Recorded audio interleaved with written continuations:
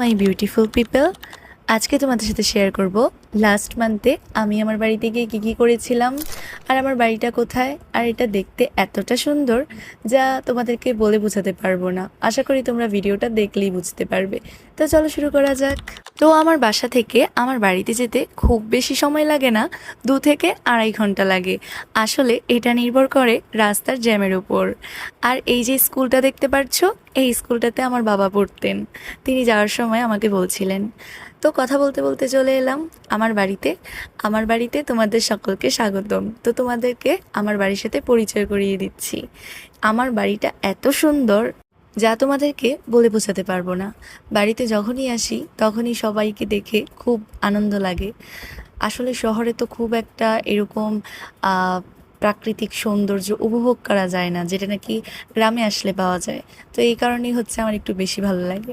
আর এই যে মিনিটাকে দেখতে পাচ্ছ, ও খুব একটা আমাদের বাড়িতে আসে না, কিন্তু আমরা যেদিন গিয়েছিলাম সেদিন হঠাৎ করে এসেছিল। তো সকাল সকাল আমার জেঠু আম নিয়ে এসেছিল।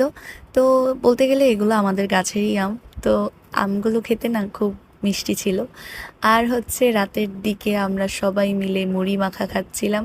আসলে আমাদের বাড়িতে সকলেরই মুড়ি মাখা খুবই পছন্দ, যদিও শহরে এই মুড়ি মাখা খাওয়াটা খুব উঠেই গেছে। তো রাতের দিকে আমাদের বাড়িতে শনি পুজো হচ্ছিল। তো শনি পুজোতে গ্রামের অনেকেই এসেছিল।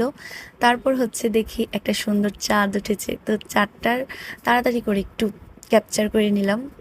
তারপর কি সকালের দিকে উঠে দেখলাম বাড়িতে ঘোর আয়োজন। তেমন বড় কিছু না, তো চিকেন রোস্ট আর হচ্ছে কিছু ভর্তার আইটেম করা হয়েছিল। তো তারপর হচ্ছে আমার মা হচ্ছে চিকেনটাকে ভালো করে ম্যারিনেট করে নিচ্ছিল। আসলে চিকেন রোস্ট করার জন্য কিভাবে কি করতে হয় আমার তেমন আইডিয়া নেই, জাস্ট আমি দেখছিলাম আর কি কীভাবে করছিল। আমি যখন ভিডিও করছিলাম তখন না আমার খুবই বোর লাগছিল, কারণ হচ্ছে আমার ভাই বোনরা সবাই নিজেদের মতো টাইম স্পেন্ড করছিল। কেউ কেউ তো আবার ঘুরতেও গিয়েছিল ওই সময়টাতে, কিন্তু আমি যেতে পারিনি, আমার খুবই খারাপ লেগেছে। তাই বসে বসে ভিডিও করছিলাম, তো আর কি করব। জানো তো সেদিন না খুব গরম ছিল, এতটাই গরম ছিল মনে হচ্ছিল আইসক্রিম হলে খারাপ হয় না। তারপর দেখি আমার ছোট ভাই আইসক্রিম নিয়ে এসেছিল।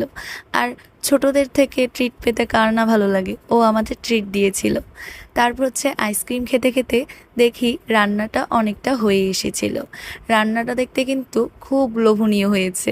আমার তো তখনই খেতে মন চাচ্ছিল, কিন্তু কিচ্ছু করার নেই, সবার সাথে একসাথে খাবো বলে আর খাওয়া হয়নি। তারপর হচ্ছে আমার মা শসা, পেঁয়াজ আর হচ্ছে লেবুগুলো কেটে নিয়েছিল। তারপর হচ্ছে খাওয়ার পালা। তো আমি আমার প্লেটটাকে সুন্দর করে সাজিয়ে দিতে বলেছিলাম আমার